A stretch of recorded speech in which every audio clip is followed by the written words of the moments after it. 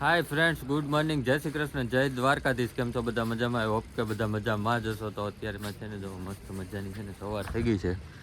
સુરત દાદા પણ ઉગી ગયા છે અને ફૂલ ઠંડી લાગે છે. આપણે તો કોટ કમ્પ્લીટ, આપણે સવારમાં આપણું સેટઅપ કમ્પ્લીટ જ હોય કોટનું. અને તો આજે પણ પાપણ વણવાનું કામકાજ ચાલુ છે. કાલે પાપણ વણાતા હતા, આજે હવે છેલ્લો દિવસ છે. હવે આજ થોડાક પાપણ વણવાના છે, એ વણી નાખે. કેટલાક પાપણ વણવાના છે હજી? એટલા જ છે, પૂરું પછી?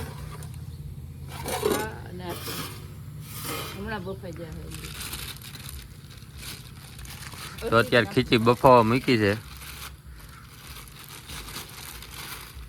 કેમ થયું? ધગે છે? ધકે છે કે ધગે છે?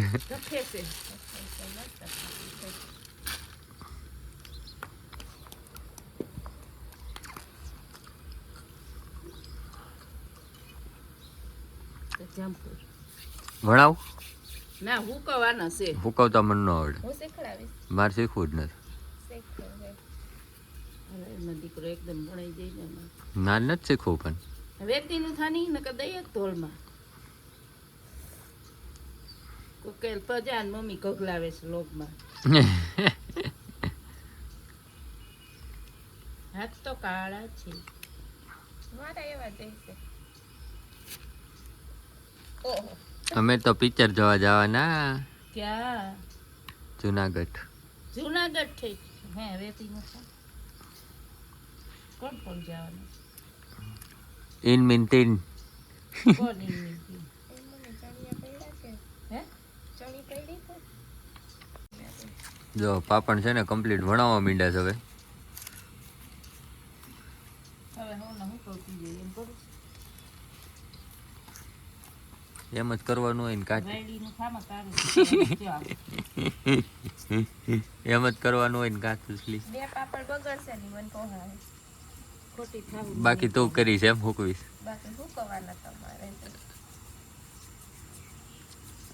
તો આપણે ચક્કર મારી નીચેથી ગાયું ને છોડી પાછા ધાબે આવ્યા છે. કેટલું પૂઈ ગયું તમારું? હે યાદ છે જો પાછી કરવીશ બીજી વાર.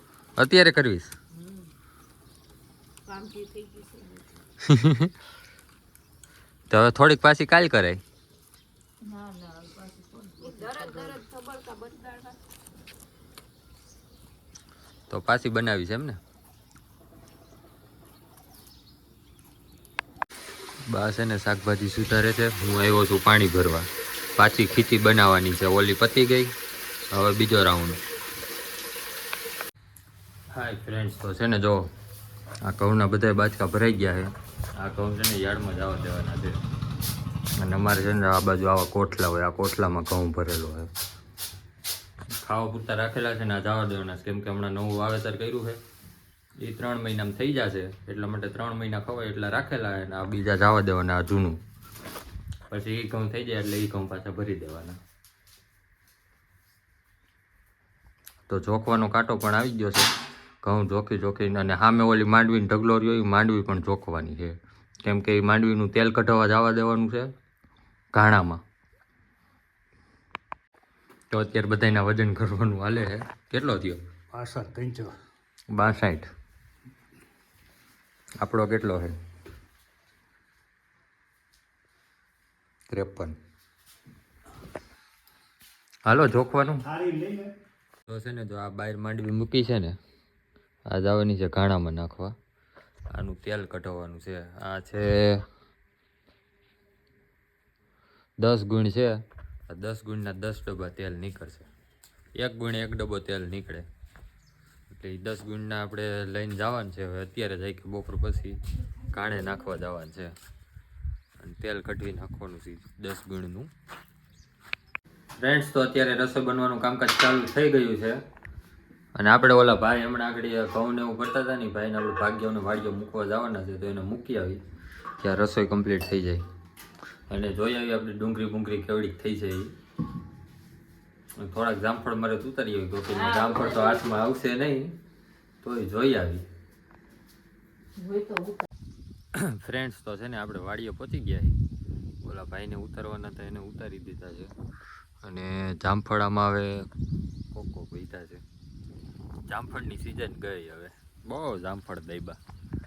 જો આમાં આ રીતની અહીંયા વાવેતર કરેલું છે. આ શાકભાજી ને એવું બધું જ છે અહીંયા. અને આ આપણી ડુંગળી છે. આ ડુંગળી છે 2.5 વીઘાની. ના ગાયો માટે નીણ ને શાકભાજી ને એવું બકાલું ને એવું બધું છે. રાઈ ને અહીં ટુડેરની લાઈન છે. આ એક લીંબુડી છે. અને કપાસ ઉતારવાનું પણ ચાલુ છે ઓલા ખેતરમાં આપણે. ત્યાં ભાગ્યા કપાસ ઉતારે છે ઓલી બાજુ. મરચાઈ હારા આવ્યા જો.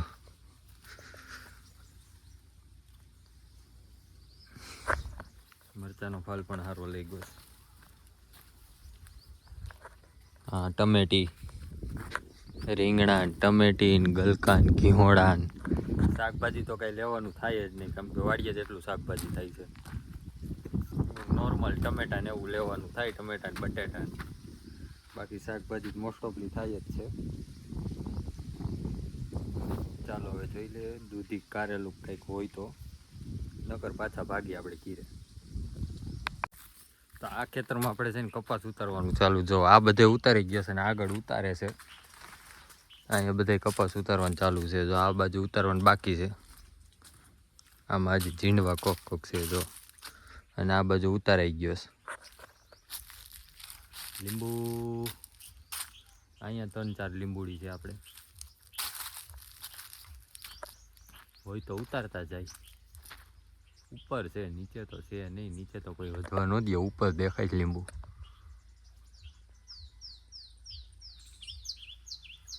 ચાલો તો હવે આપણે છે ને ઘરે જ નીકળી ભાગી ઘીરે.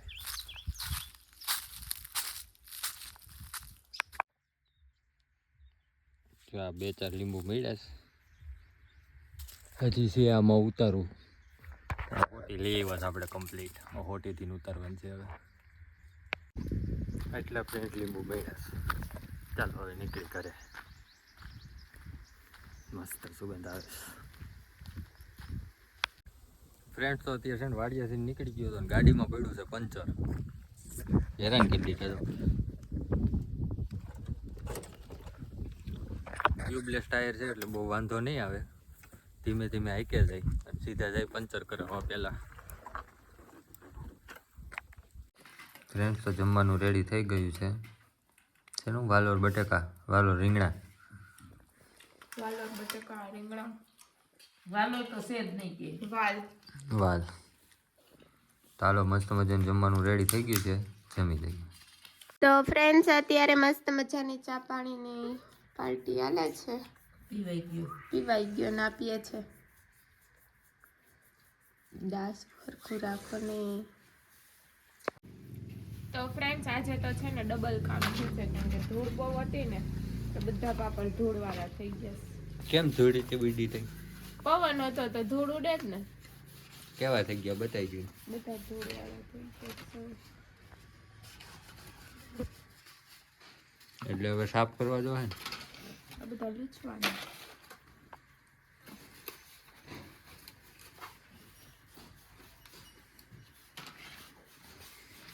ફ્રેન્ડ્સ તો અત્યારે જાઉં છું છે ને રિચાર્જ કરવા. મારા અને મમ્મીના મોબાઈલમાં બંને નામ પતી ગયું છે એટલા માટે.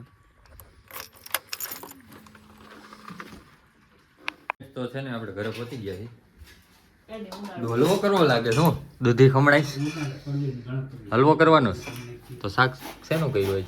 શાક ન હોય તો શું હોય? સાચી ઢોકળા કરવાના છે. તો યાદ નથી. હે ઢોકળા કરવાના છે એમ ને? તો મસ્ત મજાનો દૂધીનો હલવો બને છે. હલવો નથી કરવો. હા છે ઢોકળા કરવાના. શું હલવો હલવો કરસ કયું નહીં. આ પાડે પાછી. ડોલ મૂકી જ છે અહીંયા, એટલે જ મૂકીશ. તો ફ્રેન્ડ્સ પાપડ તળાઈ છે. અને ઢોકળા મુકાઈ ગયા છે. મુકાઈ ગયા? હજી વઘારવાનું બાકી ને પછી? હા. ઢોકળા છે ને કમ્પ્લીટ થઈ ગયા છે. હવે વઘારવાના છે. કોણ વઘારવાનું છે? હું તો કાંઈ નથી કરતી. વઘાર નાખી.